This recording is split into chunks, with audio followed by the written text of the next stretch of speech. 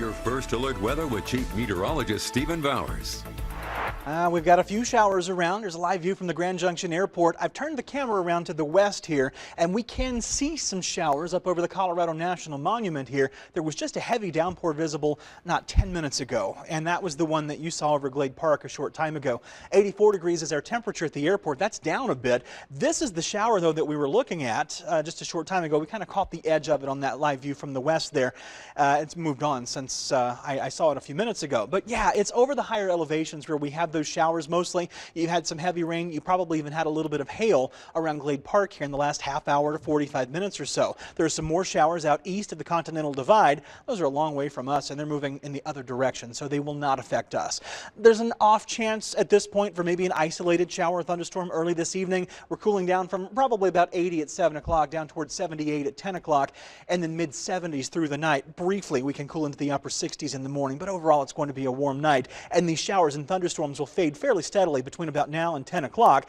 At that point, there may be a stray shower left, but even that's gone by about midnight tonight. We can have some passing clouds. Overall, though, we become mostly clear through morning. There we are at 6 a.m. on your Thursday, and through the day, it's more sun than anything, at least through noon, and then the clouds thicken up, and from noon on, we have showers and thunderstorms that develop first over the mountains, and then they can start to move out to the valleys. Now, this shows a pretty good chance for some rain around Grand Junction, but what I'll tell you is that while rain is possible, the scattered nature of these showers and thunderstorms will absolutely leave some of us dry. So we'll have some rainy spots and we'll have some dry spots. Where the rain falls, it can fall heavily, and it can also cool you down a good 10 to 15 degrees. Most of these showers will fade through about 10 o'clock tomorrow evening. Anything lingering is going to come to an end by the time we get to about midnight. So if you're taking advantage of this last little bit we have left of summer, it's the morning that you want to favor for the pool. Once these clouds start thickening up and we warm toward the upper 80s and lower 90s, we have that chance for some showers and thunderstorms out there. And if it's just rain, it's not a big deal. But watch our Futurecast lightning output here.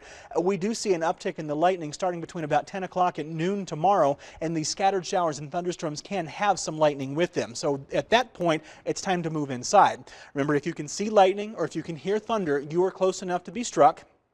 And it's time to move inside and wait there until at least 30 minutes after you either see the last lightning strike or hear that last rumble of thunder. By the way, we haven't had a whole lot of rain here lately. We typically don't in the summer, but we haven't had anything measurable at the Grand Junction Airport since July the 3rd, and even that wasn't very much. We look back to June, and we had a few days early in June where we got some rain. Almost half an inch fell on the 5th of June. Almost half an inch. That's pretty good. And in fact, the month of June got a little bit more than 0.8 of an inch, and that's the highest monthly rainfall total since November. And that almost half an inch that fell on June the 5th, that's the highest single daily rainfall total since November 26th. And on that day, a little bit more than an inch of rain fell. We've still got some smoke, moderate levels of smoke coming from these fires in northern Arizona. It looks like the thickest of this will stay just west of us based on our Futurecast here. But especially during the day tomorrow, we may get some little waves of not heavy smoke, but certainly enough to smell smoke that comes in from the east here. And then we can start to see this kind of sneak back in from the west later in the day. So yeah, we can have some smoky occasions tomorrow afternoon, tomorrow night, and even into Friday. Morning lows tomorrow are going to be in the 60s around Grand Junction. 50s are a little bit more common outside of the Grand Valley. And then we will warm back into the 90s tomorrow afternoon. And from these highs, we can cool a good 10 to 15 degrees if you're lucky enough to be found by one of those showers or thunderstorms. They'll be few and far between, though, with highs near 96 degrees in Grand Junction, and 96 to 98 is kind of common for the rest of the 7-day forecast, and we're drying out. Morning lows will be in the mid-60s. Humidity drops, and we can have some gusty wind in the afternoons this weekend, so I'm concerned that the wildfire risk may start to go up area-wide as well. In Montrose, you have the biggest potential for some of those showers and storms. Otherwise, it's a dry 7-day forecast after tomorrow and Friday, with highs in the low 90s and morning lows in the middle and upper 50s to near 60.